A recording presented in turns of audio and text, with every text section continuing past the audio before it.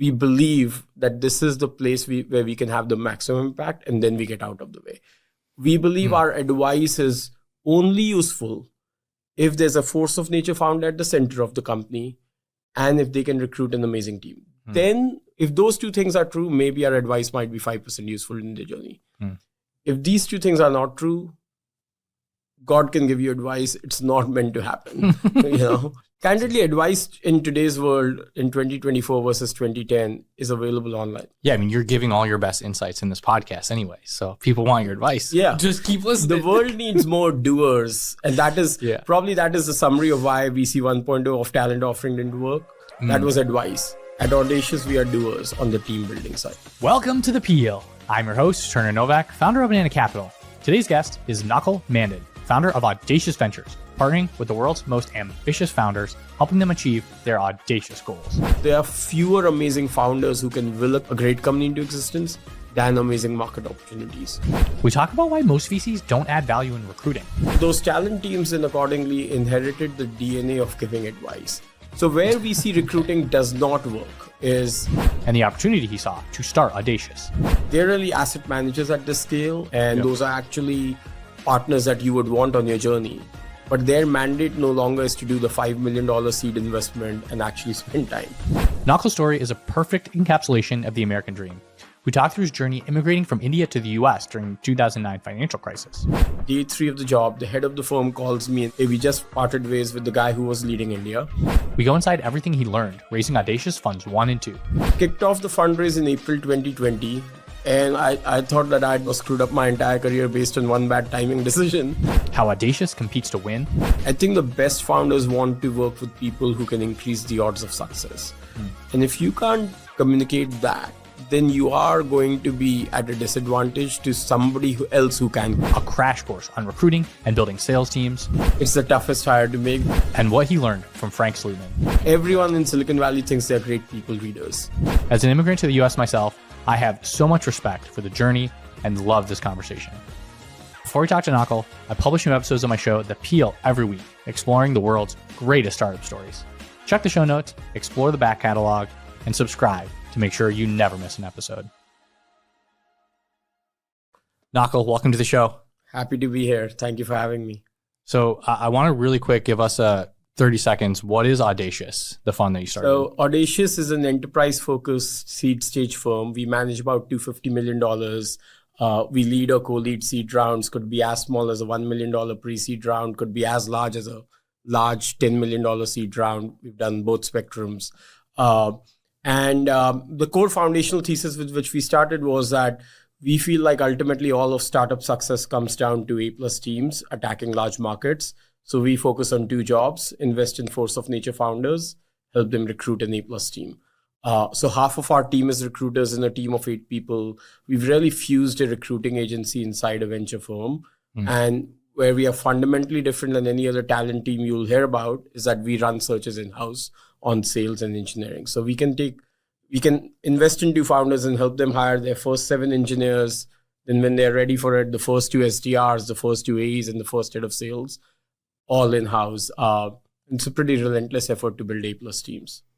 And one question I have related to that is, does it actually work? Like, can you actually help with that? Because I think there's kind of this like back and forth of like, do VCs actually help with recruiting? I know you have an opinion on that. So So like my take on this is that like all things, there's a spectrum of great, good, and a bunch of okay, right? Okay. And so I have multiple angles I'll come to it. The first is the most macro thing. Can VCs help at all? I think my take on this is the best of the best founders, they still need help. They just are they're forces of nature, so they are going to find the help they will need to succeed. So they will succeed with or without this specific person in their life. Because in the absence of that person, they'll still find that other person who can help them. The question is, can you earn the right to help that person? Can you be in a position to help that person? So I do think the best founders still need help, and they get that help regardless of who's in their life.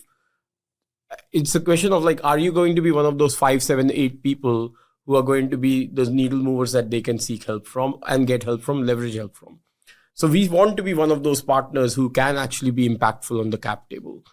And then the next question is, where can you be helpful? What's the context with which you're coming to it? What's the system you've created to be able to be helpful there as a VC firm? In our case, we chose recruiting partly because of my own experience as I kind of grew at Lightspeed as a board member and dove in deeper to figure out what can be my value, what can be my partnership like with the founder. But then taking that down to the, can VC recruiting work? I'd probably say this just been like the first iteration, the Talent 1.0 offering of the last 10 years was really a reaction to Andreessen Horowitz coming into the scene, right? Because pre-Andreessen Horowitz, the VC value add was, I'm a board member, I give advice, which everybody kind of knew. Anyone can say that they do that. It's kind of not that impactful anyways, other than unless you're Vinod Khosla giving some very radical advice that I would buy that. I would say Vinod, I would listen to his advice. Exactly. Least, yeah. But then Andreessen showed up to the scene and they said, look, we want to create this platform where you plug into our platform and you get leads, customer leads, and you get recruiting help and this and that. And every other firm had to find a reaction to that, right? And so most of it was more a reaction rather than actual belief in the offering. So we need to make sure we also check this box. So it was a check in the box. Recruiter. It was literally a check in the box in my view, across the board. Exceptions exist. And we can go into what exceptions already are valued by founders. And so that those talent teams then accordingly inherited the DNA of giving advice. So where we see recruiting does not work is the typical scenario today. So you're a founder, you go to your VC firm's talent partner and say, I'm hiring my first head of sales. And they'll be like, great, I'll tell you who are the best recruiters for running an early stage head of sales search. Okay, that's useful, but doesn't impact the game, right? We all are working off the same Excel sheet of the search agencies who are good at that game. Yeah. Then they become involved in helping close, helping run the process well. Again, useful, but not impactful. So it's the DNA of giving advice on the recruiting side that's kind of not that useful and doesn't change the game. So then what did you do to actually make it work? So we said that seed, first of all, you need, the exec hiring part, which is where most VC talent teams focus, comes after the series A and B. Your two founders, you just need 5 to 7 amazing engineers. Often the best founders have the first 3 engineers identified, or through their extended network, they'll find that. It is around the 4th, 5th engineer that they want to find that they would say, I'd rather now go outside my network. So we've set up a team where we are running IC level searches. So if somebody comes to us and says, I'm hiring an ML engineer, 5 years of experience, and in New York or in SF, we don't just send them the 5 people who are already in our network. We actually take that spec, help them refine that spec, but then our technical recruiters are reaching out to 150 engineers every week, converting that to 30 pre-screens for themselves. And over the next several weeks, sending 7 to 17 candidates who are specifically matched for that role. So it's kind of like the pre-screen recruiter, like highly qualified. You'll have a good conversation, and it's like, yes, it's closer to a close than just here's a LinkedIn profile. Yeah, it's a much more deep. Yeah, when we send a write-up, it's a lot of depth. It's not a LinkedIn profile. We don't say, hey, these are 5 people in our network, let's send us. Why? Because imagine, right? Like you're hiring your first sales rep. I send you 5 people that I've known over the last 5 years. 3 of them are not even in market. 2 of them might be too senior. Maybe 1 out of the 5, 6 people engages, but that's not helping. So then it doesn't yield results.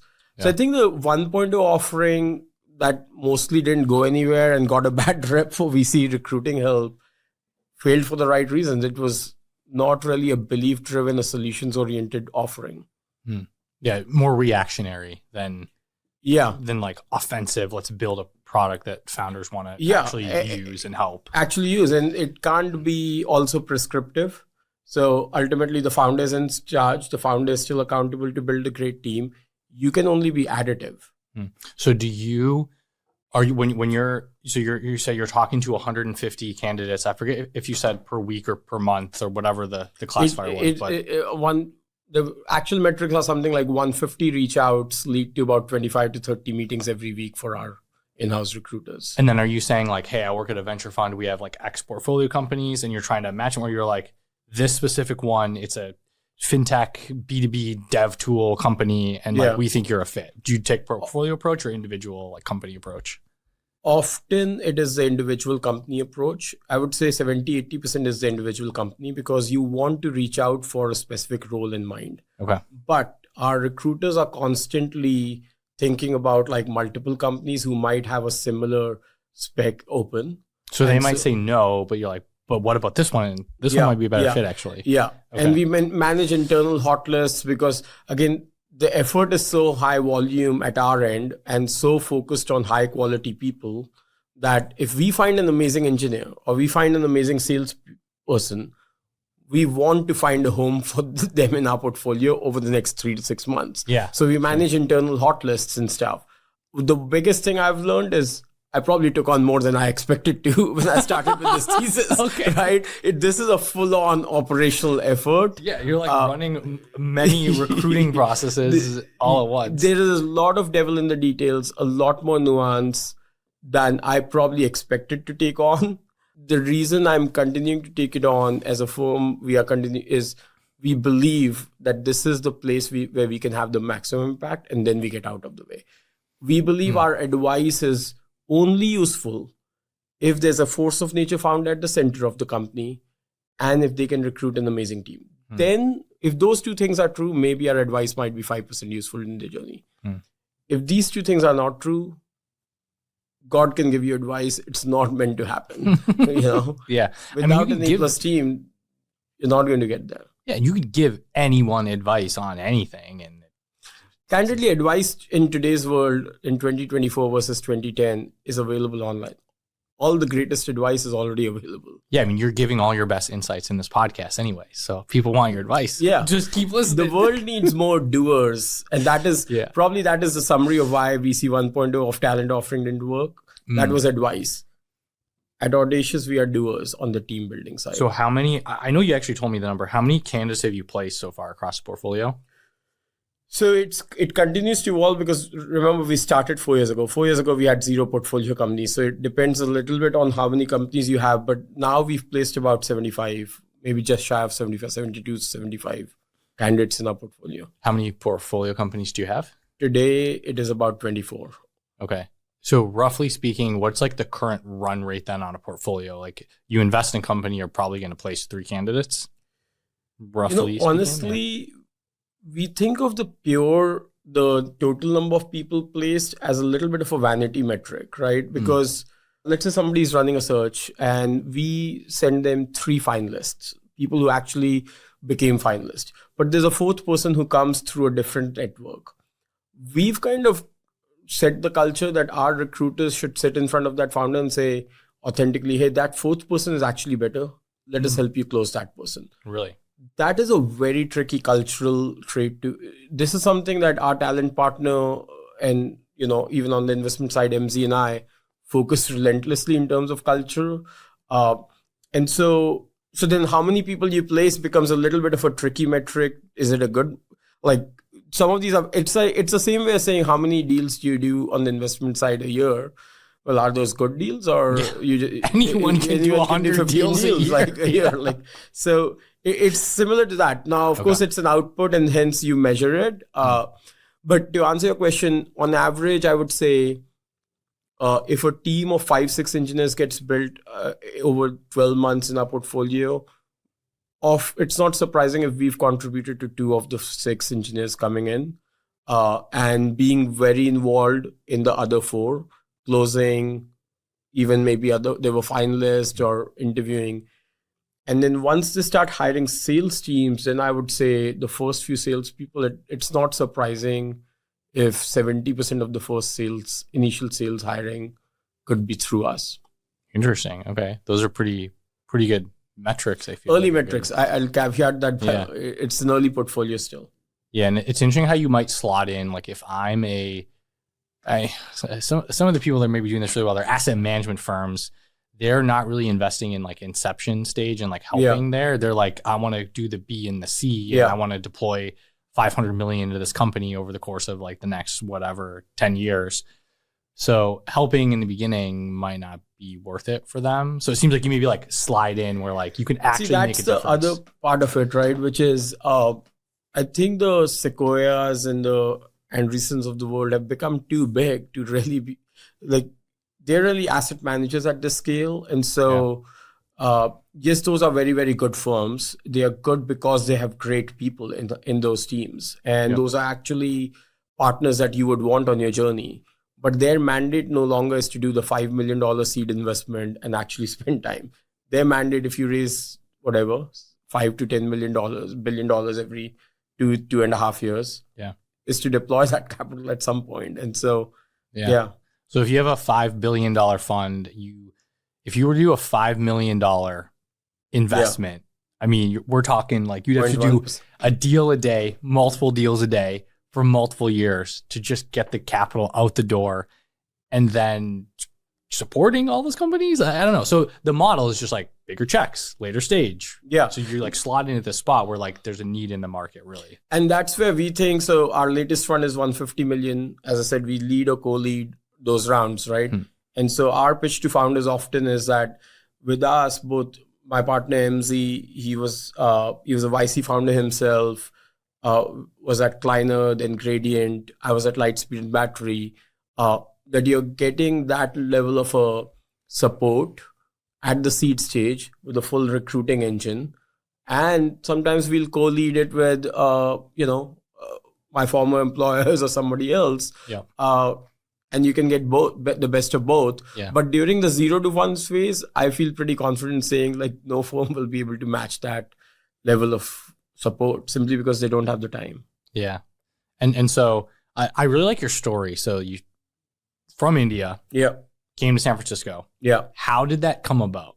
That story, that journey. So I think I shared with you earlier, but it was completely by a stroke of luck. So I grew up in India.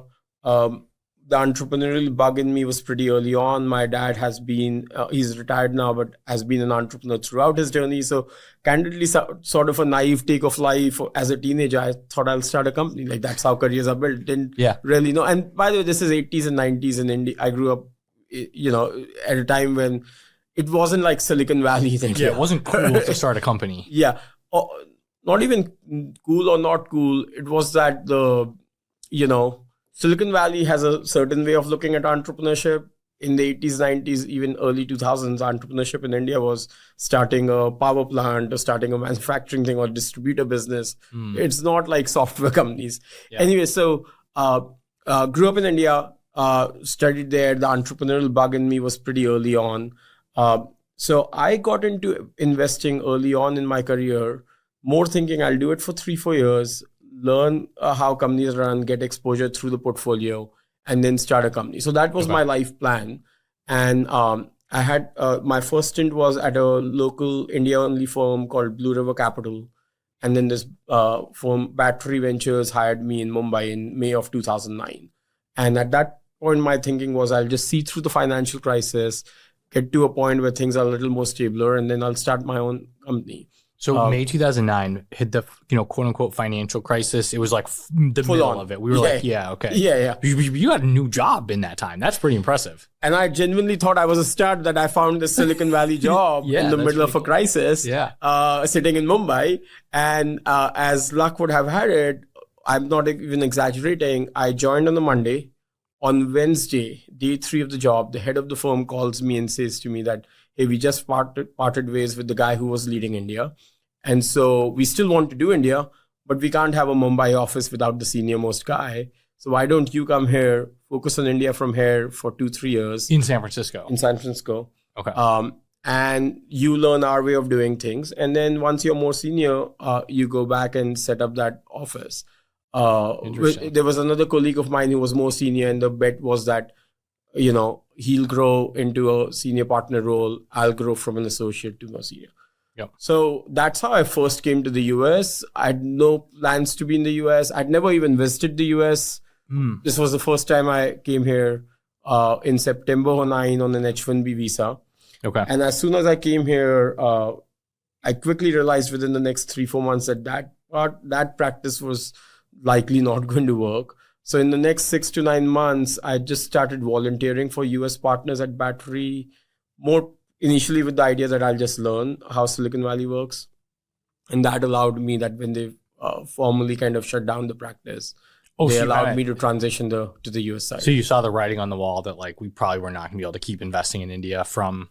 Just felt like we were here. The market was dynamic and moving there. It was also a very different market in 2009. It wasn't really a software market, and we wanted to find software companies. Interesting. Okay. Yeah. Battery is a very software focused firm, right? Yeah. Okay. And then you ended up, I think you mentioned Lightspeed. So you ended up moving to Lightspeed at some point? Yeah. So had that transition in 2009-10, I found a way to transition to the US side of things, which I'm very grateful for to Battery. Had a great run there, stayed there for 4 more years. And then in June 2014, this guy called Bipul Sinha, who was leaving Lightspeed to start Rubrik. So he's the founder and CEO of Rubrik. Oh, yeah. He went public at Lightspeed recently, right? Recently, yeah. Nice. So he had met me at our common friend Semil Shah's happy hour. Oh, amazing. Randomly happenstance. And was this was pre-Haystack, right? Or right around you starting Haystack had started. Okay. So I met Bipul in 2013. Okay. He started approaching me about that, hey, I'm transitioning out, but this would be a great thing for you because we kind of are more infrastructure heavy and we'd like more application layer people. So why don't you come? And that's how it kind of started. And then I joined Lightspeed in June 2014 as a principal, and then had a good run there. One interesting thing I think you said, learning from India to the US. I don't want to miss this, but you said like we don't look down on failure in the US in this, or specifically in Silicon Valley. Yeah. Why do you think that is, and why is it so special just compared to entrepreneurship in other parts of the world? Yeah. I do think it's a very special thing. My US experience is a very limited experience. I straight away came to the Bay Area. I've been here for 15 years now. Yeah. You kind of did the American dream, basically. Like the most stereotypical, like perfect version of it. Yeah. Yeah. So when I talk of America, I realize that it's a very biased view of America living in SF. Yeah. But I do think that one of the quickest shifts you realize is that failure is not looked down upon here. Look, there are other places that are probably better at it than the rest of the world. But Silicon Valley especially, like, nobody even cares. People care more about what you're doing now and what you'll do ahead rather than what you did before. And to answer your question, I think it's at this point so culturally deep-rooted, but it probably started as the startup culture was forming in maybe the 80s and 90s and 2000s where... people started realizing that just because somebody failed at a startup before doesn't mean that they'll fail again. So I think it has something to do with abundance of capital so that people can have second, third, fourth chances. If you don't have abundance of capital, you're not going to, even if the culture is there, you're not going to get a third chance. Just startups are so hard that even an amazing person meeting the wrong market can be a mistake, but doesn't mean that that person is not amazing. And I think Silicon Valley somehow internalized this in the 90s or maybe even before that.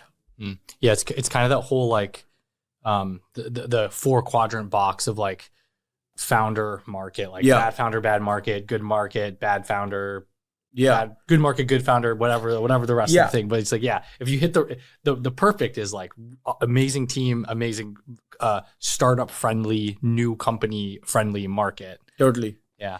I mean, I think like Travis Kalanick is a great example, right? Like before Uber, he had a company called Red Swoosh, I think. Yeah, it was like file sharing or something. Yeah, I don't even remember exactly, but now obviously he's a legendary founder. So I think there probably at some point became enough critical mass of stories that the culture became very deep rooted.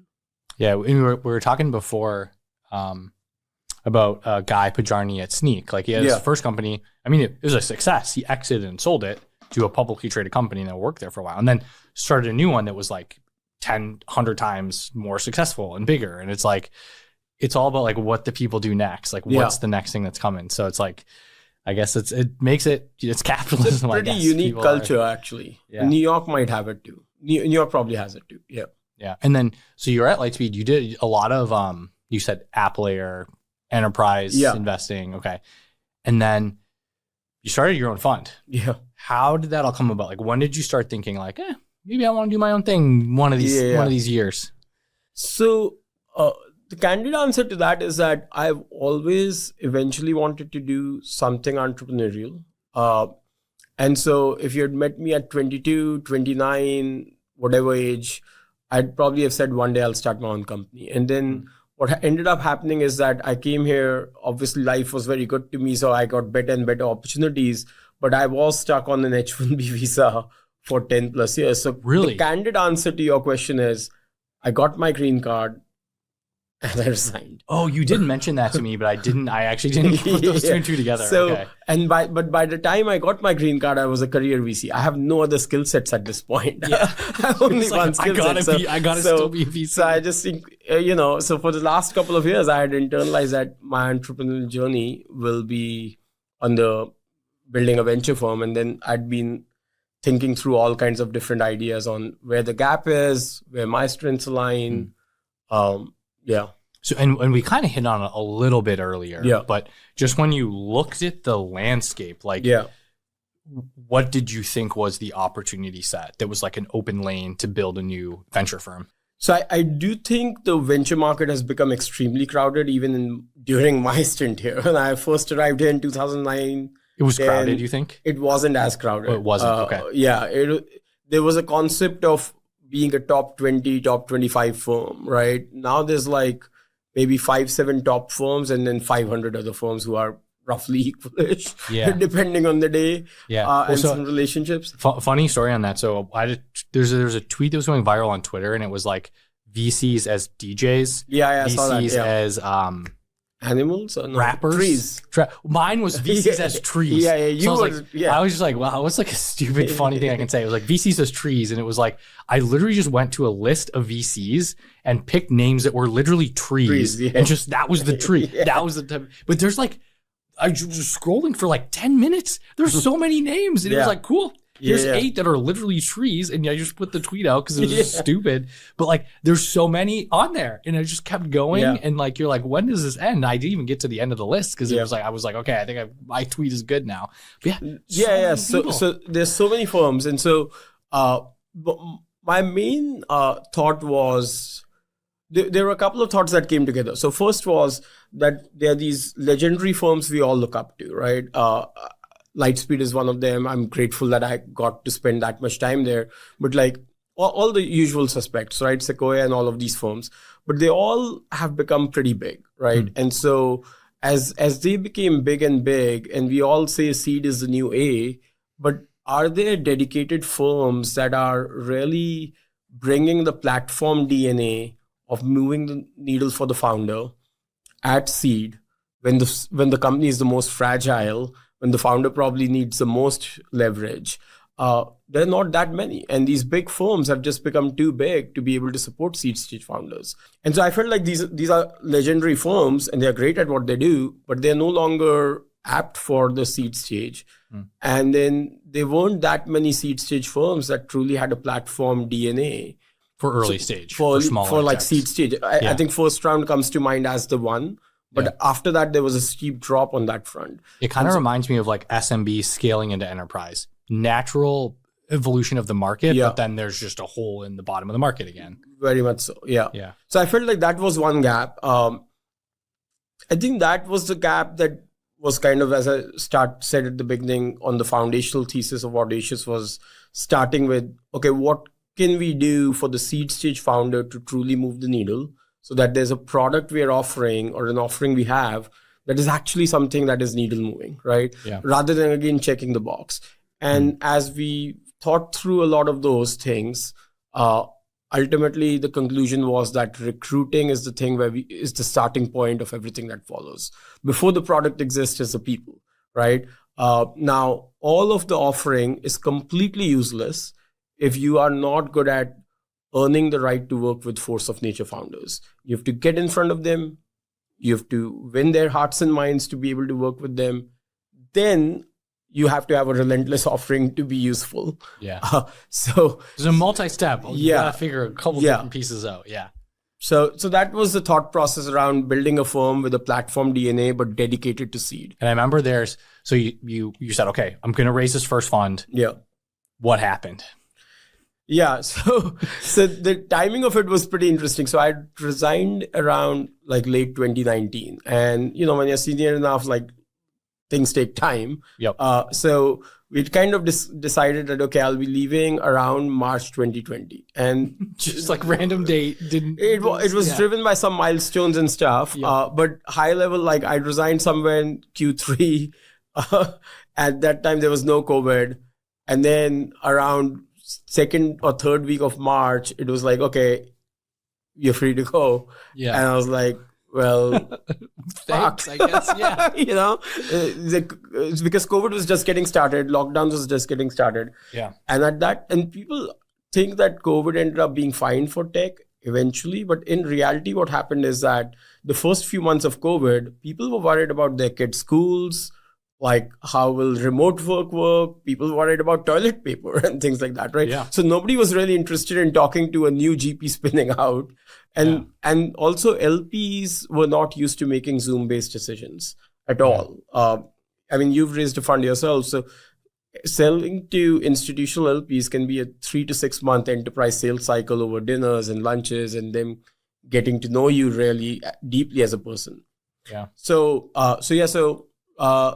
kicked off the fundraise in April 2020. And I thought that I'd screwed up my entire career based on one bad timing decision. Really? But ultimately, it ended up being fine. It ended up being a much longer fundraise than I expected, candidly. In retrospect, I actually think that, when you go through tough times and come out the other side, you actually feel like it was good for you to go through that test. Yeah. But in that moment, it sucked. So it took a full year to raise, which is a little ego bruising and other things like that. Because, I'd done well for 10 plus years and I felt like I'm an immigrant. I became a GP at a firm like Lightspeed. I should go out. People should give me the money to invest. Yeah. Life doesn't work that way. And I mean, it was probably like, okay, Lightspeed at the time, you're probably investing like multi-billion-dollar funds to then like, I can't even get the first check into this new thing that I'm doing. So it wasn't as bad. It was just long. In the sense that the first few LPs moved fast. And so we did get off to a strong start right off the bat. Okay, cool. I'd say the tactical mistakes, and this might become too tactical, so I don't know if you definitely share all the tactics. The tactical mistakes are, so first is COVID slowed down right at the start of the fundraise. So I still got Greenspring to anchor the fund within 2 months and stuff. And, that was amazing because that kind of set up the signaling of the firm's start. They're now acquired by Stepstone. Yeah, now Stepstone. And there were a few others that came together. But because everything was moving slower than normal, very quickly it was August. And after August, fundraising really can slow down unless you've told LPs in advance, something called pre-marketing, where, hey, I'm coming in that quarter, be ready for me, right? So the second half of the year is pretty bad for fundraising because often LPs have calendar year allocations. So then what happens is, so in our case, what happened is COVID is already playing out. We start in April. So April to July, things are slow, but we got it. We got a first close done, moved fast, closed 35 million or something. Our target was 75, hard cap was 90. And then we hit August and everything really slowed down. But people were still engaging. They just were saying, hey, come back in January. And then you're like, I don't want to come back in January. Like, I'm ready to go. Yeah. And then what happens is like you come back in January and it feels like, oh, it's been out for 8 months, 9 months. So it feels like a stellar fundraise. So there's a lot of rookie mistakes, I'd say, that I made in the first fundraise versus by the second fund, like it went in 3 months. Arguably, last year's environment is harder than 2020. But we got it done very fast. So I'd say some of those were just rookie mistakes, but in retrospect, I feel it was good for us long-term DNA-wise to never take capital for granted. Yeah. So how did you sell it to LPs, that first fund? Was it everything that we've talked about, or like what was the messaging, and how did you get them convinced that this is a good idea and like they'll make a bunch of money if they give you money? Yeah. So, as I was getting started, I was also beginning to build a team. But the thesis was pretty much what we sell today is what we sold to LPs at that time, is that high level, it was, you want to build a firm ground up in a way where you can attack the market like a machine. VC is no longer an artisanal business. There are 500 VC firms, 6,000 entrepreneurs who raise a seed round. You need to attack all aspects of the business: sourcing, picking, winning, helping, like a machine. So there was that thesis has been consistent, and we've constructed a team around that. Recruiting as the value prop was pretty consistent right from day zero. And then this idea that, hey, the seed market doesn't have true institutional players, at least not many of them. There were like obviously 2 or 3 names that we feel like are really like us, who are bringing that institutional layer, intensity of operations, as well as platform DNA. And so the messaging was pretty similar. But in the first fund, a lot of it was just selling candidly on the background, So it's kind of like showing your personal journey, traction, your own slope, and it's going to continue. I'd say a lot of the decision, I think some LPs have told me, and some smarter GPs would tell me even then, but I was probably too stubborn to listen to them, is that you think that you're pitching this thing that you're building, but really what people are buying is you. And it's almost easier to sell you. We all like to pitch a thesis of what we are building because we are so passionate about it. But often it is the slope that they are buying. Yeah, that's fair. Do you think that the ecosystem just around, you said there's like not very many players in institutionally, like is the ecosystem kind of like refreshing or renewing with a new wave, a new guard? Is that a fair assessment? Or I think a new guard is rising. It does seem like that. I think the challenge for the new guard always is sustainability, because it's a high hustle job, right? Yeah. And when you don't have a big enough fund, you can burn out pretty quickly. So I think like the challenge for people who are starting at the, call it $10 million to $50 million fund size, the challenge is sustainability, because you need to get to a point where institutional LP can come in. So there are a few LPs to manage and all of that. Fundraising gets a little easier with institutionals. Yeah. If you can get some repeatability there. Yep. But also like a certain level of fund size allows you to, play in a better way. But as a solo GP, it's just a hard job. So, and at that scale, you can't. I do think there's a new guard coming of seed firms like ours, where they're raising somewhere between 125 to 225 right off the bat, right? So Jack Altman's fund, I think that is the new guard that could really put a dent in the market. But companies are IPOing later and later. So the prior guard, as long as they can continue executing, there's room for everyone. Venture just became much bigger as a market. Yeah, that's true. And so if I were to say, you have to make a new fund again, you have to start over, but you can't do what you're doing today. Yeah.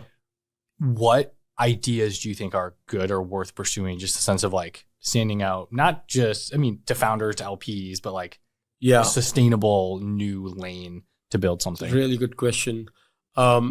This is from Semel, by the way. Semel Shai. He planted that question strategically. I should have told you. I should throw that one past me. It's a good question. Yeah, it's a great question.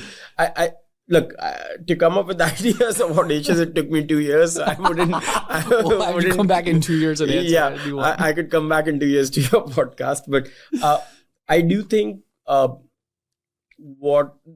think I mentioned this right before the pod without knowing this question, that for somebody who's credible enough to raise 50 to 75 and can stay there, or has the desire to stay there, that is probably where the highest bang for the buck is, from a ability to slot into the right kind of like right kind of companies without having to be the largest check, but also have enough firepower in your fund size to actually make the economics work for yourself and for your LPs. So it's like the perfect balance of like the fund is big enough to support, live off of, make it a business. Yeah. But it's small enough where you can actually drive a meaningful, very high returns for LPs. Yeah, the biggest thing I'm seeing on that front is you, as a $50 to $75 million fund, you can slot in rounds as the second largest check or the third largest, and your economics can still work. Around 60 to 75 million, ownership becomes a much more important criteria for fund success. And below that, access to the right founders is more important. Probably there's no like golden line there, like no hard number there that becomes a magical, crossover. But so in that range, if you have access to the best founders and you can fit in as the second or third largest check, you could actually make a fund really work.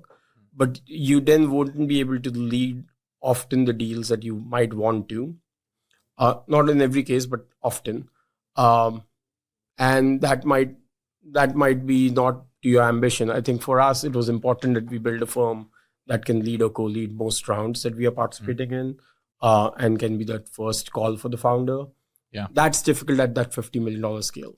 I've heard one way to think about it for an early stage fund, every 10 million is about 1% in ownership. So $10 million fund, you need to get 1%. 50 million, you got to get 5%. I don't know when that specifically like breaks down, but that's like it probably breaks down somewhere. Thinking. Yeah. Well, to your point, you're gonna $150 million fund, you got to be like the biggest check in the round. Exactly. Yeah. So winning becomes a bigger and bigger part of your job, winning that competitive deal. And what my point is, like at the 50 to 75, you can reduce the pressure of that. So then how do you sell this to founders when you're in the trenches, you're trying to win that allocations, like you got big dogs coming in, you're trying to compete with them. And you're talking about like the world's greatest founders, the most ambitious founders, and you convince them to take your money. Yeah. Look, I think a lot goes into it. It's getting there ahead of time, right? So if you're competing with Sequoia in the same week that Sequoia is looking at it, of course, you have a massive disadvantage of the kind that is difficult to overcome. So, but you're dedicated to seed, so you better get there first. Like that's goal number one. So getting there ahead of time. So winning starts before the first meeting. What are you doing to win that competitive deal? By showing up early can be a big impact. Then the second piece is that having a clear and crisp pitch so that they start thinking of you in a very clean way. Because just like VCs are doing a bunch of meetings, when a founder is fundraising, they're meeting 20, 30 people in a week. So at some point, it all gets blurry-eyed for both sides. And so the people who stand out are people who can have a clean pitch and can create an emotional reaction, right? So our pitch is simple. We focus on two jobs: invest in forces of nature, help you build an A+ team, then we get out of the way. And then we walk them through very specific examples of how we recruit. I think the most important thing in that is every VC firm claims to have a talent partner. And so it is incumbent on us to make it clear as we kind of engage. A little bit better, or a lot better than that. Then we have to showcase that. And then we go through real examples and we pull up many things like that, on the specific examples. This is what we did here and there.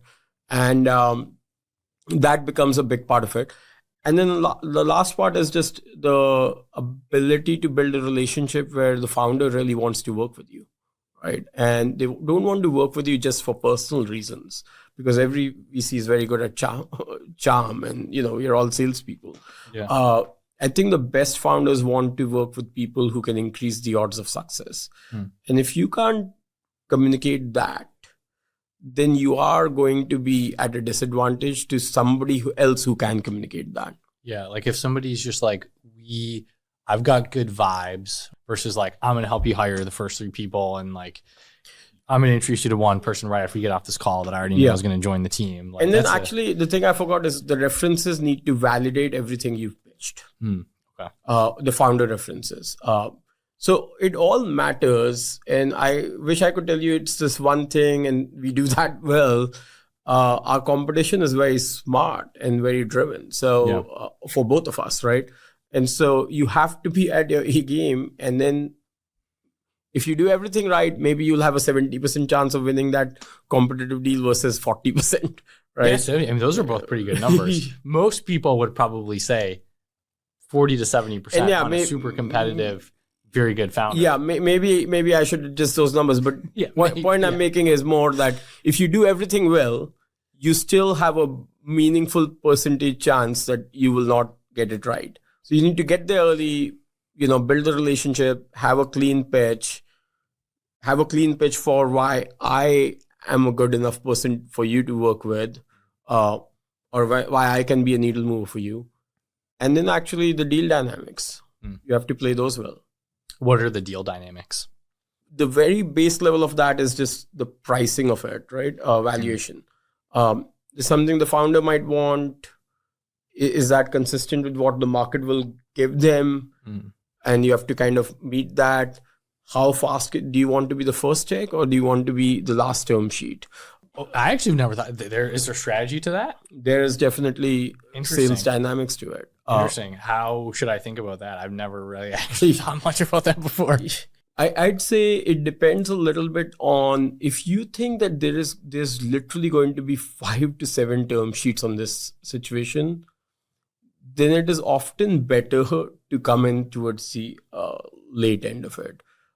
Because there's an emotional peak at the point at which the shaking of the hands happens, right? And you don't want to be that person who's made the bid on the deal and or who's put in the offer, and at that point, like you've been selling for a week and you've peaked too early in the founder's mind. Because look, all of this is happening pretty fast over maybe a 2-week period at seed deals. It's not longer than that, right? Yeah. So you've been building a relationship and you made the offer, but you know that this process is going to play on for another week. You might peak too early in the founder's mind versus the person who slots in is peaking at the right time. There is definitely a 48-hour period where the decision gets made in a 2-week period, and you want to be in the right 48 hours. Interesting. Okay. So an example of this could be like, is like a pricing dynamic too? Like you, me, and 7 other people. Yeah. I say, I'll give you $2 million, 10 million post money. And the founder's like, oh, kind of a shitty deal. And then you say like 18 million for the valuation. Like, man, Turner's that's a bad offer. Like, I don't think kind of insulting. Is that an element of it as well? Yeah, you absolutely can't. At least we don't take the approach of pricing things to perfection for ourselves. Like, we have to meet the founder where they are. Ultimately, at least our job is to find the amazing founder and be in business with them, not to price the deal perfectly. And I don't think I have that skill. I don't intend to learn that skill. Really? It's not important. In fact, I would even say, for me personally, I'll speak for myself, is that I think I am more interested in learning the skill of knowing when to pay up. And that's where I continue to fine tune myself rather than.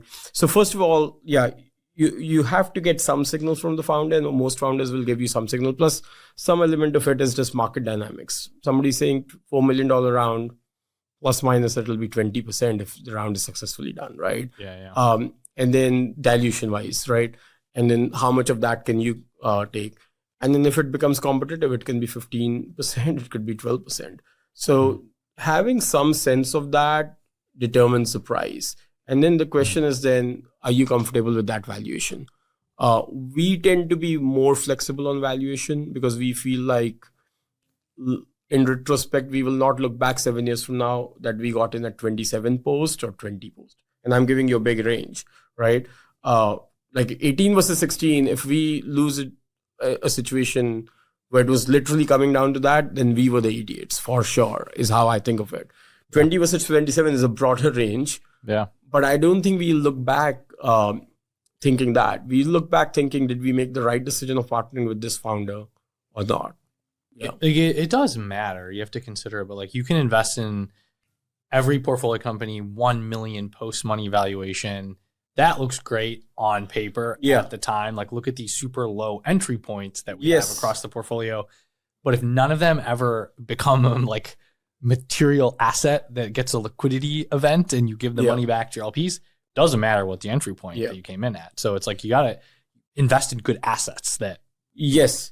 Now, the flip side of what is, of course, if the rest of the market is at 15 post and we start bidding in things at 27, of course, we are shooting ourselves in the foot and we are not good investors. So when I say that, I mean within the range of where the market will shake out and within the range where this will remain a valuation that the Series A can support, right? Because you don't want to put the company in a bad place where the last round was so high that the Series A becomes tougher.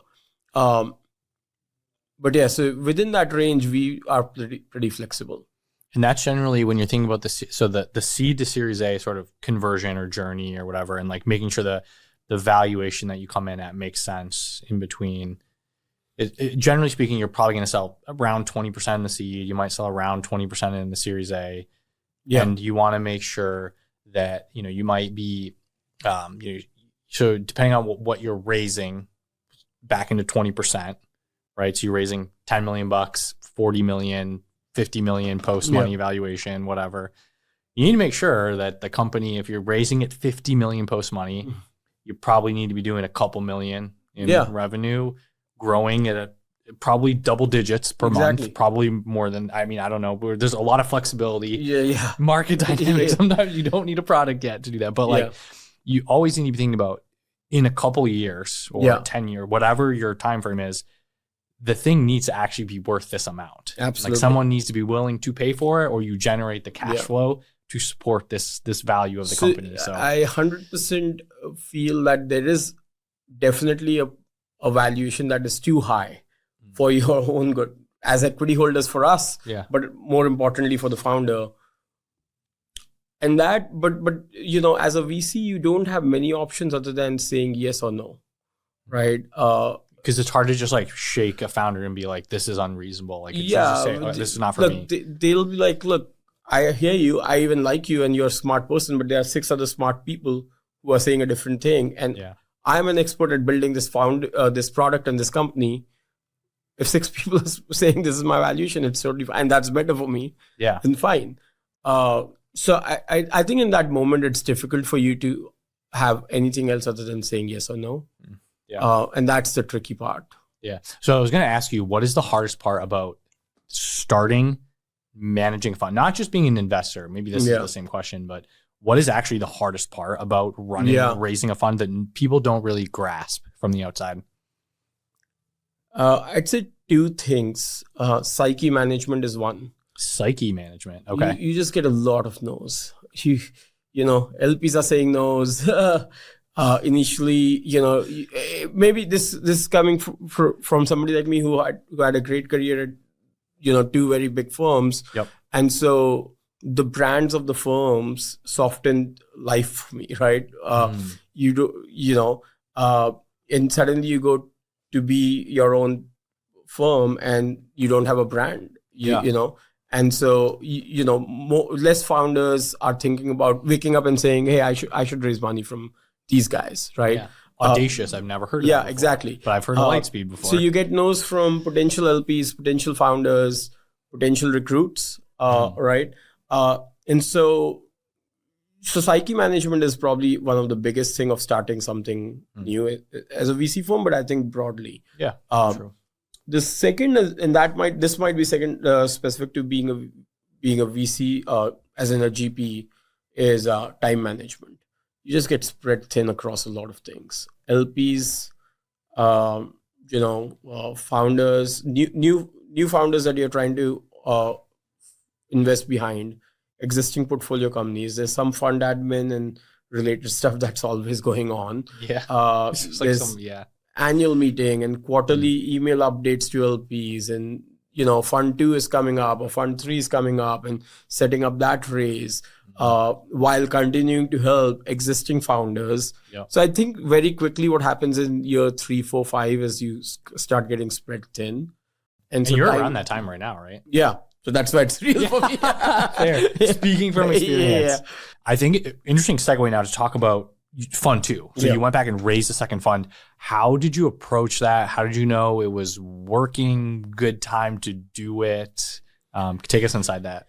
Yeah, the timing of it was interesting. Initially, we thought, so when we got started with Fund 1 deployment, we thought we wanted to be on a 3-year deployment period. And at that time, most people were actually deploying in 2 years. The scary thing for us was we were getting started on deploying the capital in 2021.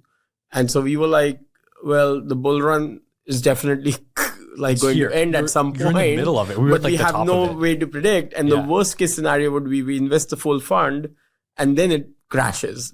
Then we are really screwed. And so the part of the thinking was like, let's make sure we don't go fast on deploying. And so we are still deploying from Fund 1. So basically we made it a 4-year deployment period as it went. So it was a little dynamic in terms of Fund 2 because we kept thinking, hey, maybe we should be kicking off in early 2023 as an example, was the initial thought. But then as 2022 was ending, we were like, we are not ready for actually calling capital in a year. And if we are not ready to call capital in a year, we shouldn't kick off the raise. And so we kind of delayed. So the first plan was January 23. We delayed that. So timing itself was a interesting thing. Yeah.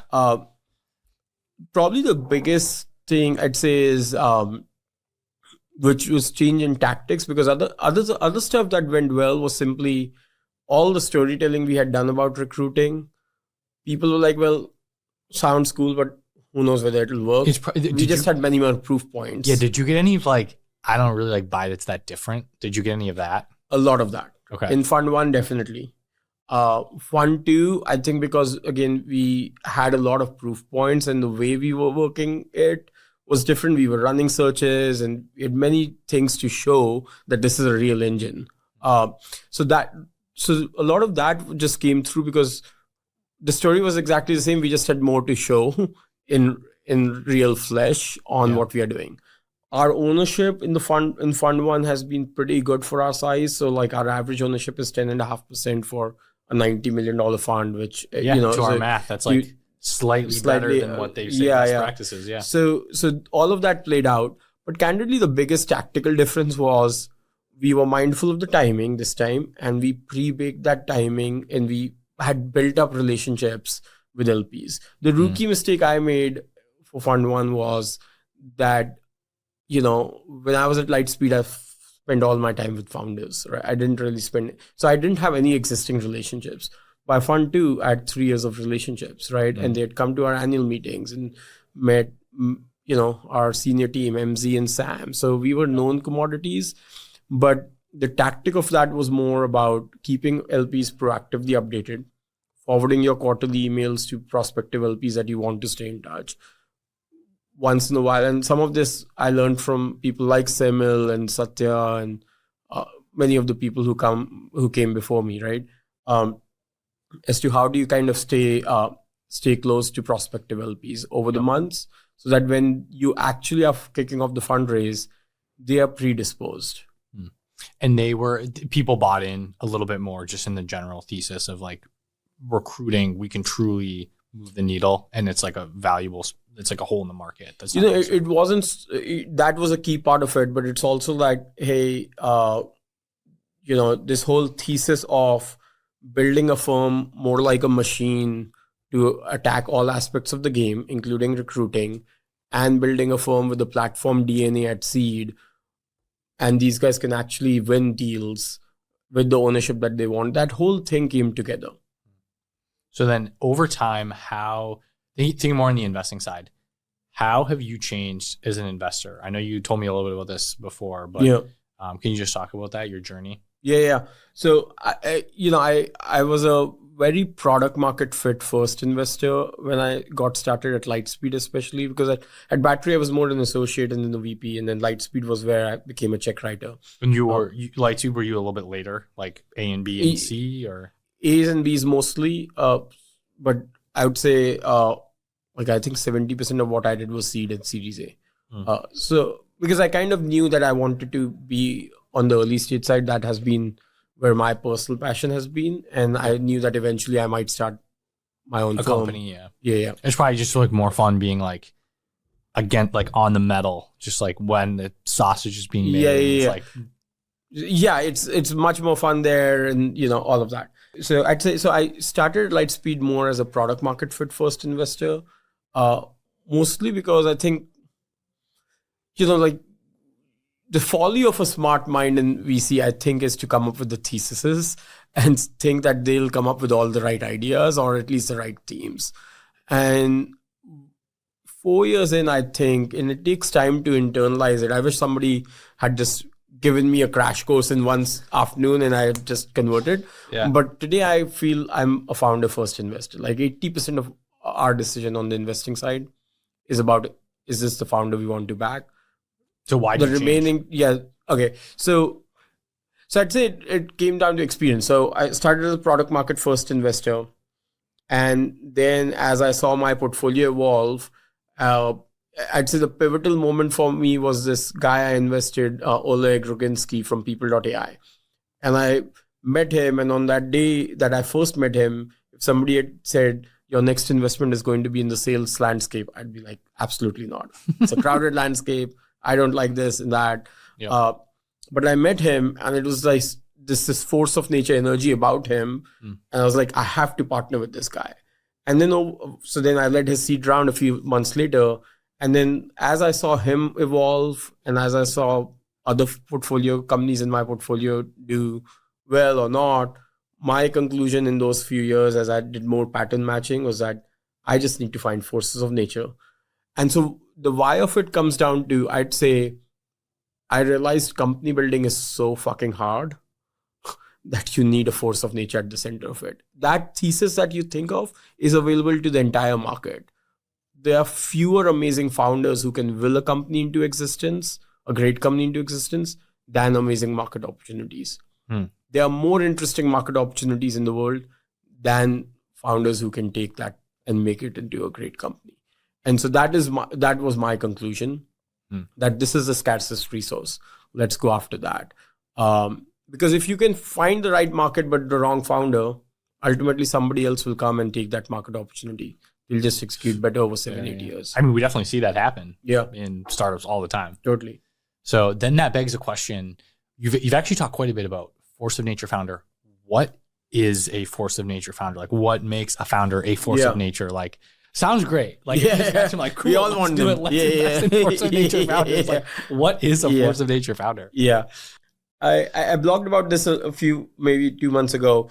I'd say, so look, the starting point of this for me is I have internalized for my thinking at least that startup success is an improbable outcome. So you need people capable of improbable outcomes. And that's a specific phrase I'm using because I feel like, everybody is good, great, this and that. You do references, you get good things said about people. But if you evaluate everyone with the question of, is this person capable of improbable outcomes? It's a pretty scrutinizing phrase to use. And your references, people that you meet are probably not going to meet that bar. The average person on this planet. Yes. Who's even good will not meet that bar, right? So suddenly you're now thinking in the right frame that, hey, this person will have to walk through walls. So being good is just not good enough. Yeah. So one is that phrasing really helps me at least.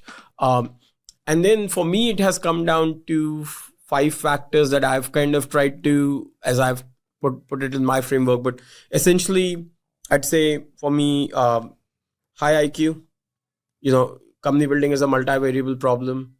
You need high intellectual horsepower to handle product market fit, competitive landscape, fundraising, people leaving, people getting promoted, all kinds of things. Yeah, it's pretty complicated. Just balance multivariable. And most of the times you have amorphous data on all of those variables. So it's not even a simple yes and no obvious decision. Yeah, let's promote this guy. On a competitive landscape, it's like, how much do you tilt the product in certain directions and like order of operations of what you build and like who you hire, all that stuff. Yeah. So high IQ, extreme ambition. Some people are mission driven. They just want to see something in the world. No amount of money can buy that mission out from them. Some people are just athletes. They like to win. Again, there's no number in their mind that they make $50 million and they'll be happy. I'm looking for people who have this extreme ambition where it's not about a number. They just want to win. And that could be mission driven or because they're athletes. I'm okay either way. The third is ability to make people believe. And I specifically use that phrase again instead of communication skills, because I feel like, again, if we ask people about communication skills, all of us have good communication skills. Yeah, it's like one of those things on your resume. It's like, what are your skills? Excel, good communicator. Work hard. But if you think about it as like a founder really needs to make people believe, potential recruits, potential investors, potential customers. So that kind of sets a higher bar on, is this person the kind of person where they walk out of the room and people say, I don't know about that idea, but this guy or this gal, she'll make it happen, right? That is the kind of communication skills you're looking for. Fourth is grit factor. No matter how good you are, you'll have some good days, some bad days. And on those bad days, it'll feel really dark and you need the grit factor. Yeah, to your point about COVID, kidding, raising a fund, like could you have probably gone back to Lightspeed and just been like, I'm actually going to stay? Yeah. Maybe they would have accepted Mac.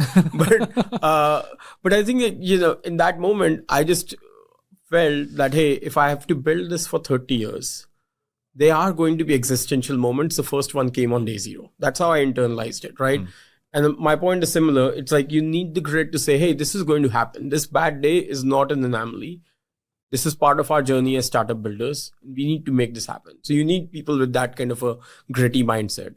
And the fifth is urgency. And that is actually something I've internalized more recently in the last 4 or 5 years. I would have just said the other four. But I feel like urgency is mission critical. Like in startup, like everything needs to move faster than what you're used to. Yeah, I think that's a good, I've definitely heard that a lot. I think one of my friends, he said he only invests in founders when he's doing like the initial diligence and getting to know them. If they don't respond to him like almost immediately, then he like loses interest. I'm like, whoa, that is like, that's intense because there might be other things going on. Yeah. So I don't look at that heuristic. It's more that, is there a clear DNA of urgency in them? And so when those 5 things come together, I start feeling, hey, force of nature for me is that this person will walk through walls and they will not take no for an answer just because that's the first answer they got on something. Yeah.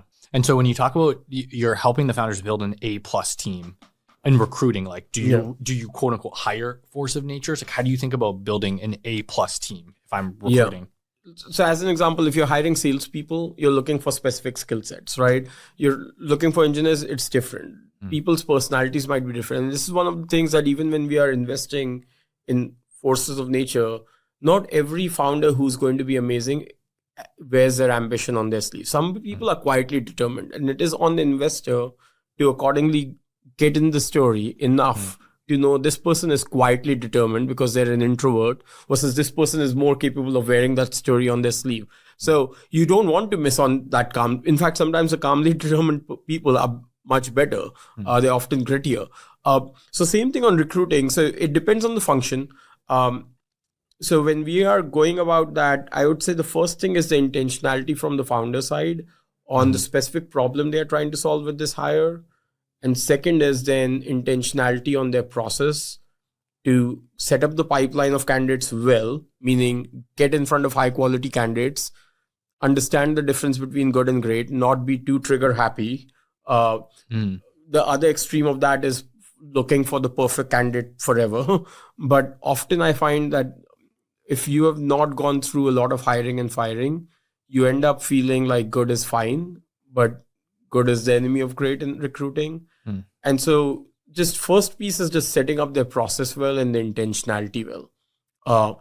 And then after that, once you have figured out, okay, this is the problem I'm trying to solve with this person, then you go down into the specifics of, so as an example, like if you're hiring for go-to-market, are you solving a demand gen problem or a closing problem? Well, the people who might be totally different are different. Yeah. So then what do you feel like if I'm hiring my third engineer, like Audacious just invested, you're helping me, and I'm like, hey, like I've got these 2 for my network, but I need like the next 2. How should I approach it? Like, what would you tell me to do? I'd say, let's get to the spec well. So first piece is intentionality around how many years of experience, what are the skill sets you're looking for, what is the DNA, what are the core ingredients you're looking for on the skill set, and then cultural alignment. Next is setting up the pipeline. So we all want great engineers. Where's the pipeline? Yeah. So we often will set up the founder with like multiple avenues for their pipeline build out. Audacious is one of the pipeline. This is why I said earlier that we don't think of closing the role as it's a vanity metric. Yeah. Audacious should be one of your pipeline, but you should be relentless of maximizing your extended network to get in front of A+. Because you could, in theory, be their worst pipeline. And if in theory, you could be, is closing your candidates, yes, that could actually be bad for the company. Exactly.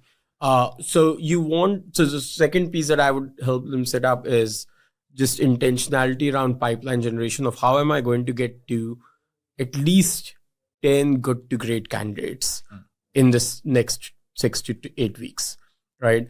And so do you need a contingency recruiter for that? Do you have your existing network for that? If you have an amazing network, you're Bay Area based for 10 plus years and you're good at, like resourceful about using your extended network, great. Yeah. Let's maximize that. Audacious will obviously understand that, and then our technical recruiters will start reaching out to a bunch of people and pre-screen them and get you in front of those people.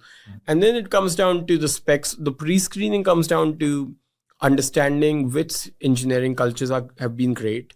How many years did this person spend at that company, right? So if you feel like Scale AI's engineering culture has been great, who are the first 20 engineers at Scale who might be more open to startup opportunities elsewhere? So there are certain great engineering cultures, there are certain great sales cultures. Knowing that, having that insight allows you to source better, right? And then understanding what kind of questions can be pre-qualifying so that I can dig deeper and stuff. And then final thing I'll say is back channel references is mission critical. Interesting. How do you do that if you don't know how, like, if do I'm as hearing many as possible? So what's a good way to back channel reference someone if I've never even like thought about this before? So back channel references basically means, just to say it out loud, is if I provide you my references myself, of course those people are going to say good things, and there's no point in doing that. Might as well not do them. Yep. So the idea is that, can I reach out to 5 people who might know you in your prior companies, and yes, 3 of them might still give me, because they are more friendly to you, they've worked with you, but 1 or 2 might actually give me the intel on something that I didn't know through the interview process. And that is giving me intel on where should I dig in further. We've definitely had situations where you uncover something, and sometimes it's often not even something that's truly bad. It helps you pick between 2 finalists. Yeah, and actually one thing I've found is, this is more so like on digging into founders, where it's just like, I was like, damn, that was like a really fucking good reference. Like, why are you not telling people to talk to this person? Like, that's a pretty good. I'll give you an example in investing, where there was a situation we had where MZ and I had met a founder. We kind of liked the founder, but then but we were kind of iffy on the idea. And then we were like, let's at least kick off some back channel references since it's an easier. And we got in front on a Zoom with a back channel reference, and that guy said, like, I'd invest in anything this guy built. And he gave such a positive reference that we ended up bidding on that deal. Right. And so back channel references can be extremely positive or negative or somewhere in between.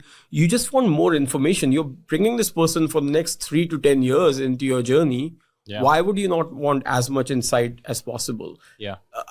I'll even go on to say, I think it was Frank Slutman who first put this idea into my head, was interview is the most misleading indicator of indicator of a recruiting process. Interesting. Everyone in Silicon Valley thinks they're great people readers.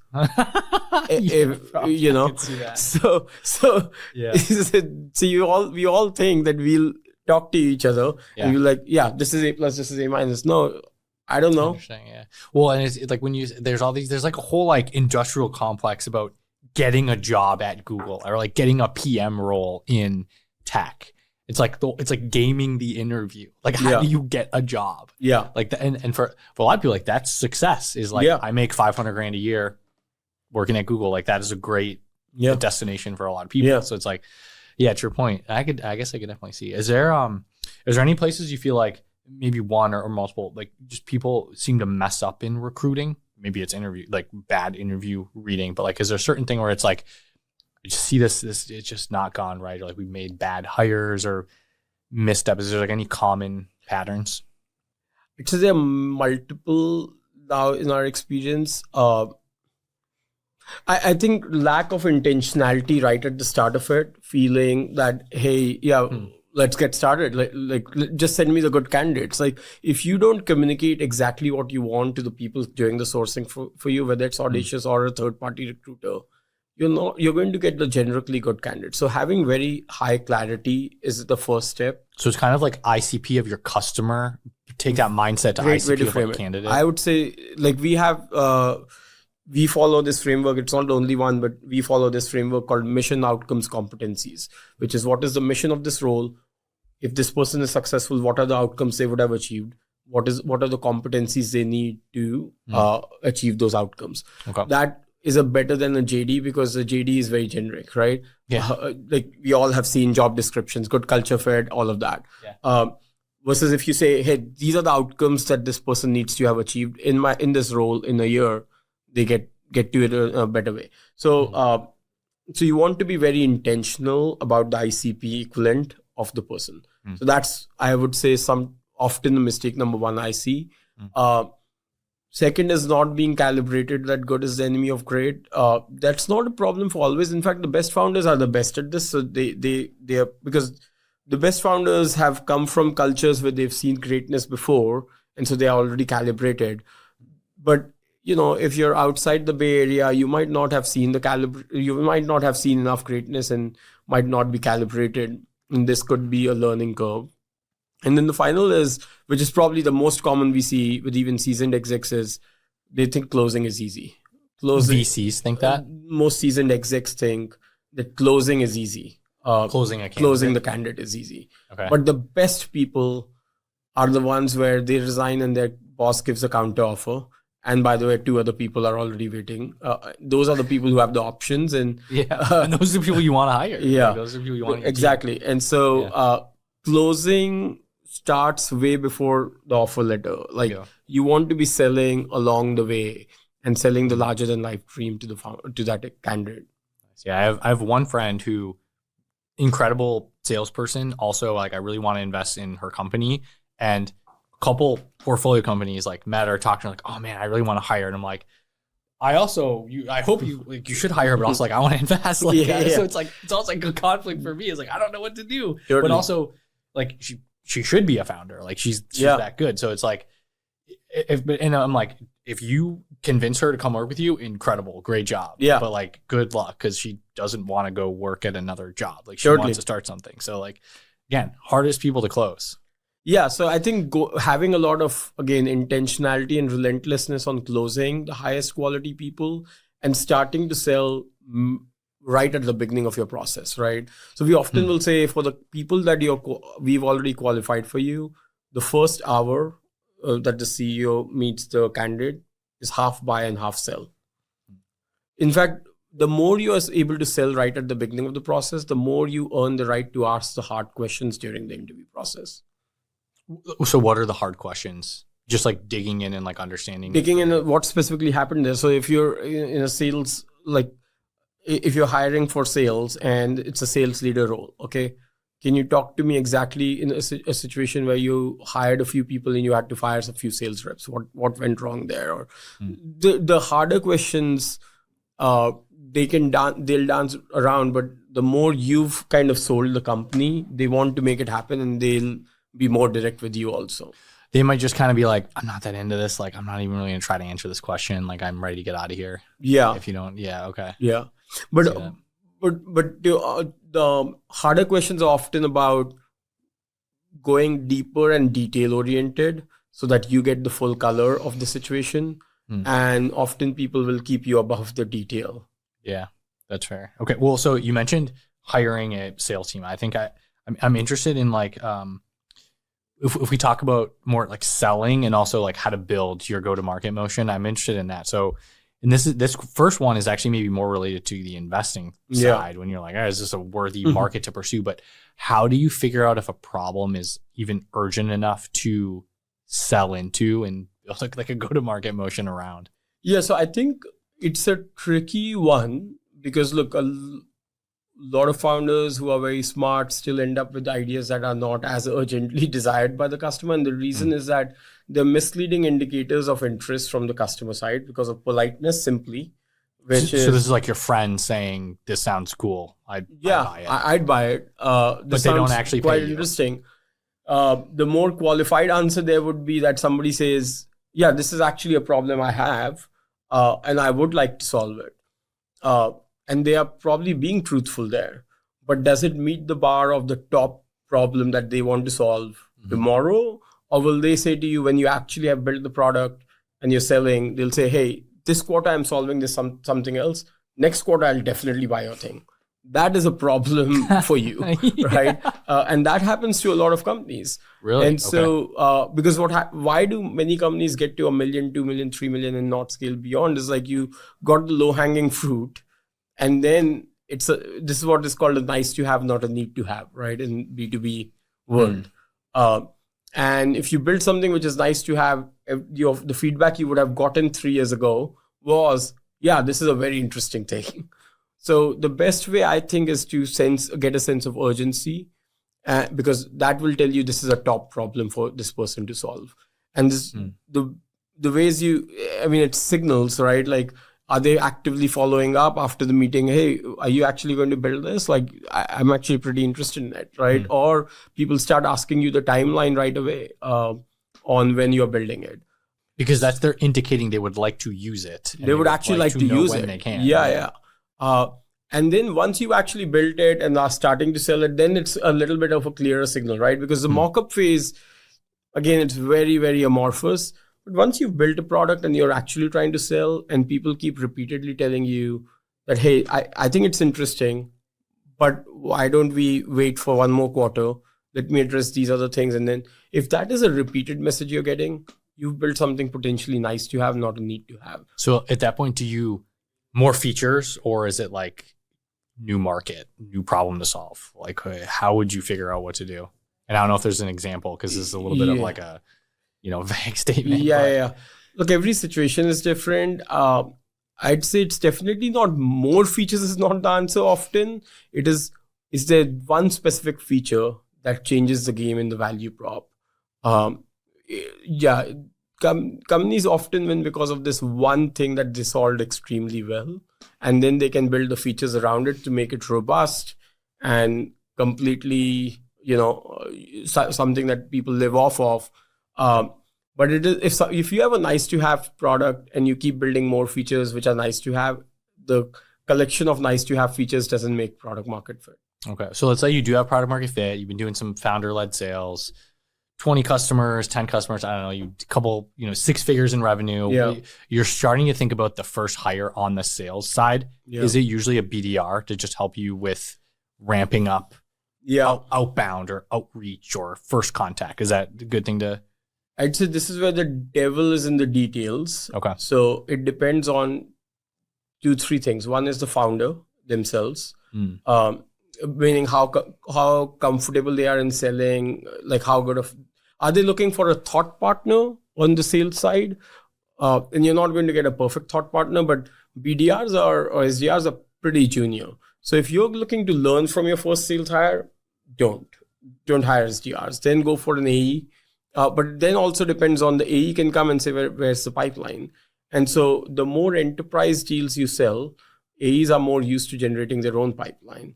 If you're selling smaller deals, actually they depend on SDRs. So there's a lot of moving pieces here. Okay. And it's not a perfect answer for you, unfortunately. But yeah, a lot of times pipeline generation comes before closing. And that's where the leverage for the founder's time comes. Okay. And generally speaking, sales teams are structured at the bottom. There's SDRs, which is like pipeline generation, generally speaking. And there's probably multiple or at least one, but probably maybe multiple SDRs that work with an AE who's like a account manager. They're sort of closing the deals. And then typically above that, you might hit this as you start to scale up more mature sales team. There's a head of sales that's basically managing AEs. And they're obviously above the SDRs. Okay. Yep.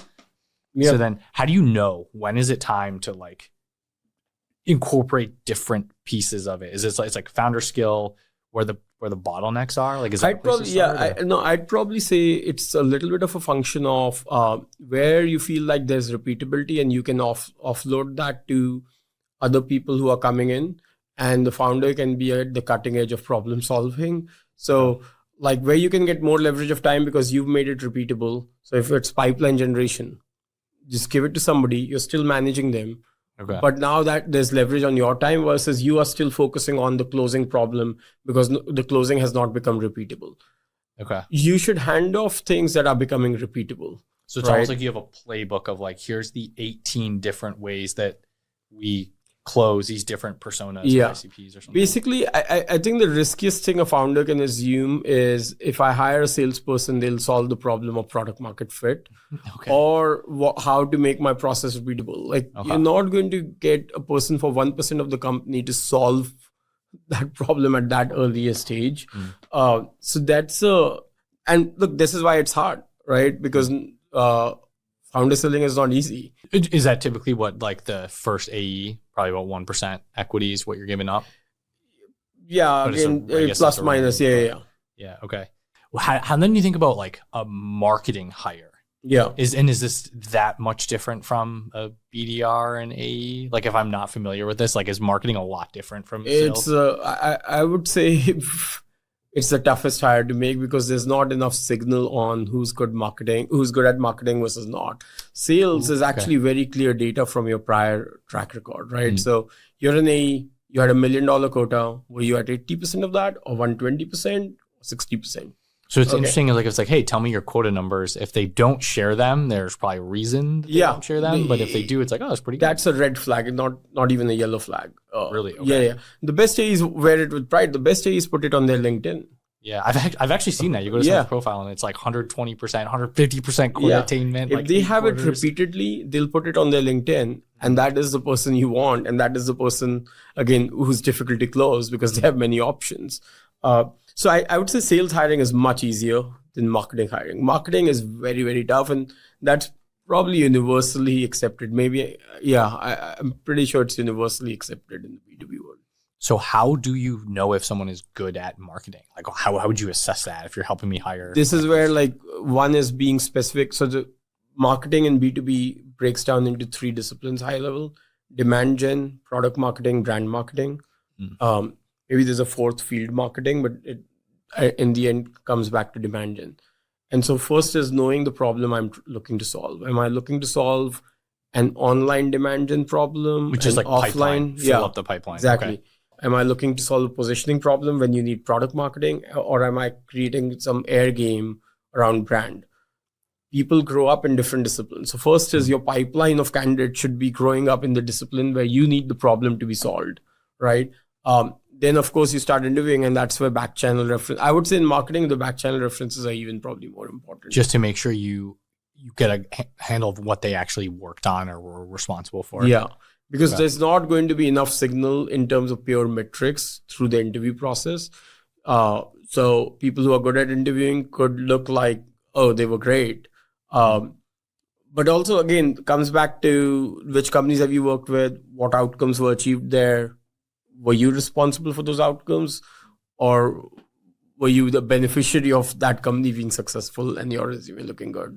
Yeah, like let's say you were the first marketing hire at like Ramp. I don't know. Yeah. So people listening to this have like heard of Ramp, like, oh, Ramp, great product. Exactly. But it's like, was it the marketer that's the reason Ramp is successful, or? Totally. So digging in, that's why I meant like digging in and understanding what exactly did you do. This is why we like the mission outcomes competencies. It kind of informs the interview process itself as to what are the outcomes you drove in that company.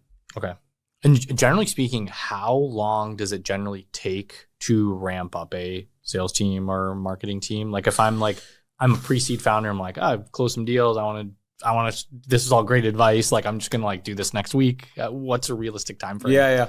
So you have to kind of, and I've written a post on this, that sales engines don't get turned on overnight. So you say to us, as let's say we are Audacious, we are investing in the company, you are at 500K of ARR. Say, okay, I want a sales team now. Everything feels repeatable. I'm ready to scale this. Yep. Okay. Well, you kick the search off. It might take 2 to 3 months to hire the person. Then they resign from their existing job. They'll take 30 days to join. So that could be 3 to 4 months now when they start. And then another 2 to 3 months before you get clear signals on whether they are actually going to be good, or did you make a recruiting mistake? Okay. All right. So like 6 months, right? 6 months at least. This is the first hire. This is the first hire. Yeah. The other piece that repeatedly will be said, and you've heard this from elsewhere also, is always make 2. If you're hiring sales reps, always make 2 sales reps. Why? Because you want, let's say one comes in and they don't do well. Was it a hiring mistake, or do you not have product market fit? With 2, you have more signal on what could be working and what needs to work versus where it was a pure hiring mistake, right? If one crushes it, one doesn't, it's not a product problem. Yeah. And so do you recommend then like 2 very different backgrounds? Like one person was like in that industry and one person was like similar motion, but different type of like often product, people will experiment with that. And guidance might be different on this. My guidance is typically to focus on the core ingredients of being a great salesperson. But I think there's value in, if the industry you're selling into has its own unique, heuristics of selling or aspects, then maybe there's value in at least one salesperson in the early days coming from the industry. But typically I at least advise for going for core ingredients on being great salespeople, and often that shows in the track record of selling. Okay.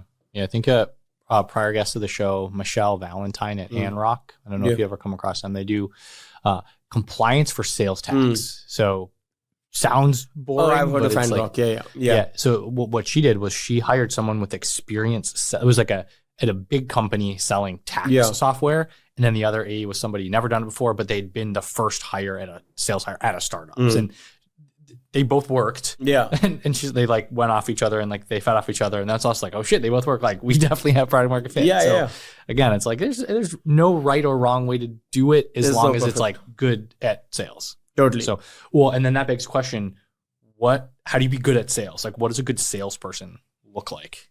The best AEs actually often will show up even in the interview process like a sales process. They'll first try to understand what you're looking for. So that gives you a sense when they are in front of customers, before they start pitching themselves, they'll understand what the customer is looking for and modifying their pitch for the customer. Right. But ultimately, it all comes down to the metrics and which sales cultures they are coming from and who have they been trained under. Are they good at pipeline generation as much as closing, or do they hate pipeline generation? So I think like pipeline generation, why I probably have mentioned it a couple of times, is like eating the carbs versus greens. So eating greens is equivalent to the pipeline generation. Everybody likes to close deals. The work that goes into closing deals is having a great pipeline, and that's cold calling people, cold emailing people. Nobody wants to do that, right? So getting a sense of which sales cultures are they coming from, how much of their pipeline were they accountable for themselves, how relentless they are on that front, how do they handle sales calls, is a little bit like you're making a qualitative assessment in the interview process itself, doing back channel references and knowing the quota attainment numbers over multiple years. One of the things I'd say is they are absolutely unbelievable sales leaders who are great at training people and keeping people. So if you know that this company, I'll use App Dynamics as an example. App Dynamics had unbelievable sales culture. So if you know that this person was in this company for those years that it was amazing, then you have a lot more trust in their process and everything. So there are heuristics like that you can know before the interview.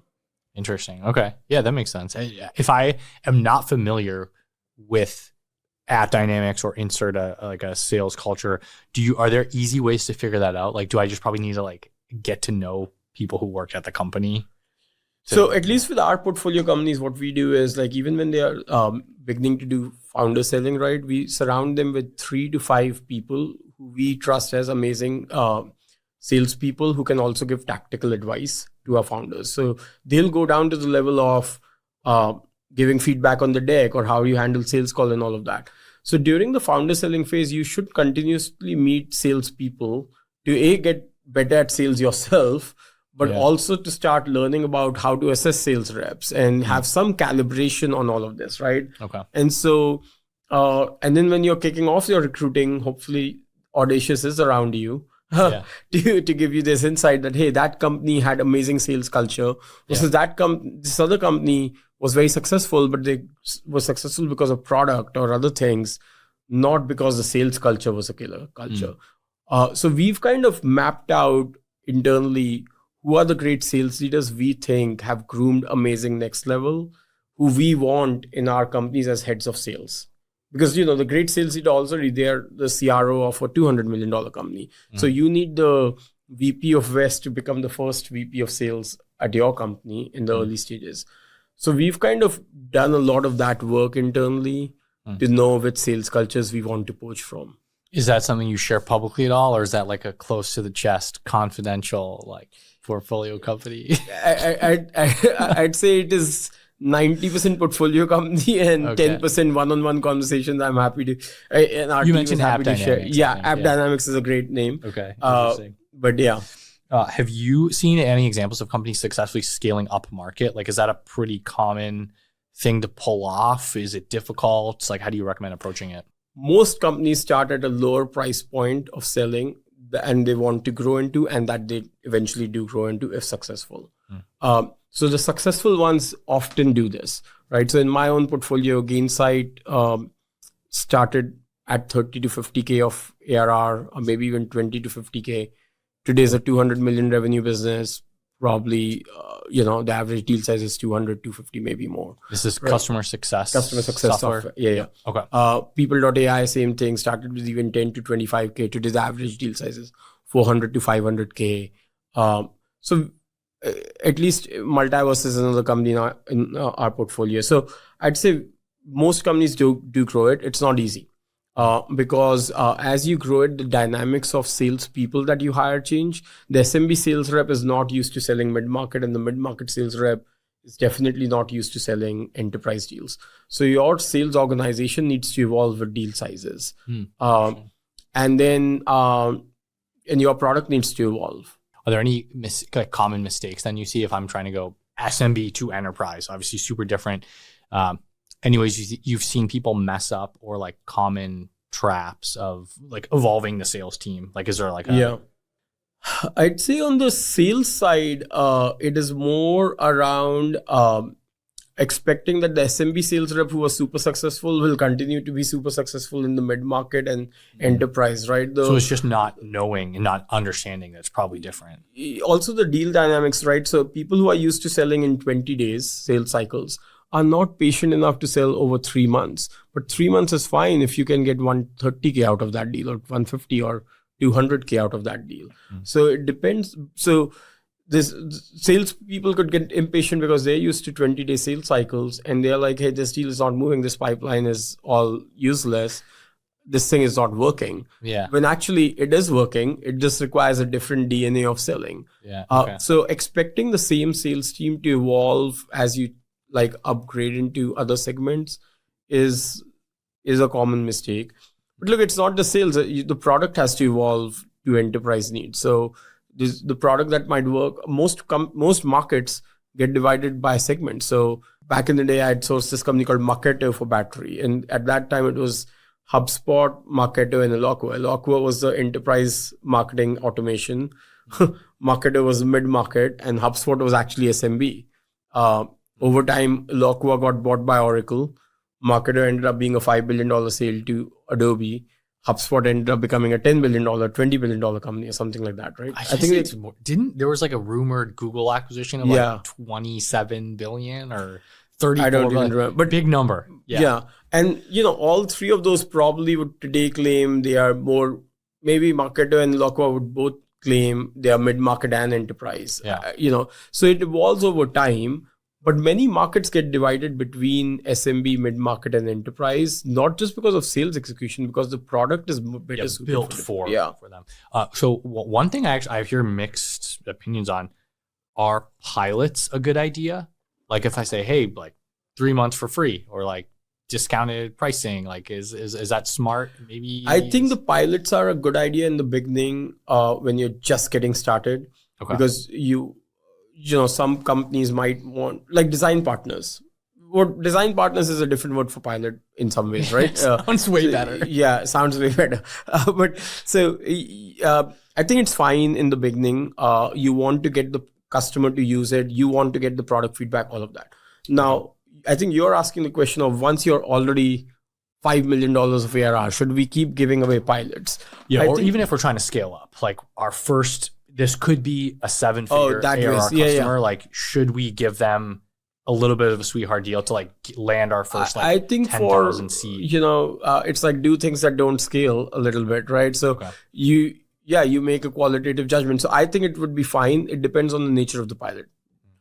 I'd encourage companies to do 30-day pilots, not 90-day, because 90 days just feels a long time. Is the customer fully engaged by then? But that again depends on, will the customer see value in 30 days? If they don't, then you can't do a 30-day pilot.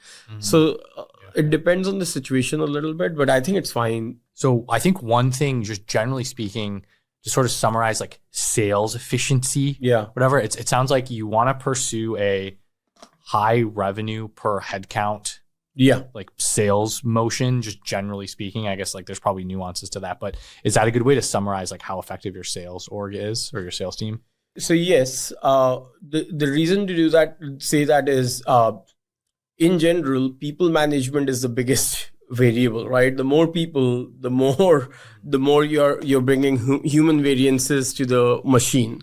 So you want to get the maximum output per employee anyways as a company. But in sales specifically, it takes the same amount of time to interview a sales rep who might do $1 million and who might do a 500K quota. And that's why and people want to move enterprises more, because there's higher scalability per sales rep on the enterprise side. That's the main reason people want to move up. Interesting. Yeah, it does make sense. I mean, who doesn't want to spend the same amount of time doing something and get paid 10 times more money? It sounds great. The sales cycles are longer. It's more that there are fewer salespeople who can have bigger quotas, and it's the same year, right? Well, so one thing that you mentioned earlier, just in terms of like hiring A+ talent, investing in, force of nature founders. I know you also like studying just like people who've accomplished great things. Yeah. Why do you like doing that? Any like famous examples or people that you've really admired throughout history that we maybe might not know about? I think the background on that is that, we all ask ourselves this question: if I wasn't doing this thing that I'm doing right now, what else would I do, and kind of stuff. And I've concluded that my natural curiosity is at its highest about human journeys. Like, the thing that fascinates me most in life is how two people can get born, both get good education, good IQ and all of that. And then one becomes an MD at DE Shaw, which is where Jeff Bezos was. And the other guy becomes Jeff Bezos. So this idea that just similar people on completely human journeys is the most fascinating thing for me personally, where how some people just push the limits of what is possible. I feel very grateful that way, that venture is a job that allows me to see it like... That's basically your job. Yeah. So that way I feel like one of the luckiest people on earth, that I get to do this. And that is my natural... Like, if I wasn't doing venture, I'd probably just go around interviewing people like around the world, great athletes, great business people, and maybe write essays on each of them on what made them special. I'd do that for free. That would be very satisfying and rewarding for me. I'll end with the answer of, so for me, recently, Rafael Nadal retired, but that's been a career I've admired a lot, because I feel like of the top three, Federer, probably the most gifted of the three. Djokovic also did great at, is all three are obviously very gifted. I would say that Nadal probably had to work the most on himself in my mind, and hence in that way, that journey fascinates me the most, where he had to overcome injuries and a lot of psyche management probably as he was bouncing back from injuries, and feels like the other two might have had a slight edge naturally to him versus he was sheer story of grit and determination. Interesting. I don't really follow tennis, so I'm not familiar at all. I have heard of all three of those before. Yeah. I've probably already pissed off some Nadal fans who would say, hey, he was more gifted than the other two. But that's how I've interpreted it. And that's why I'm a much bigger admirer of his, because I think there's human will involved in his journey more than the gift he got. So for me, that is the most fascinating thing that that gets my juices going. Yeah, that makes sense. Well, that's a good way to end it. Yeah. This is a lot of fun. Thanks for coming on the show. Thank you for having me. It was a lot of fun too. And thank you for listening. Make sure to check out the show notes if you want to go deeper on some of the topics mentioned throughout the conversation. If you like this episode, it would mean the world if you liked, subscribed, commented, followed, and shared it with a friend who can learn from it. And if you don't want to miss future episodes, subscribe to my newsletter, The Split, in the show notes, and you'll get links plus a transcript for every new episode emailed directly to your inbox. Thanks again for listening. See you in the next episode.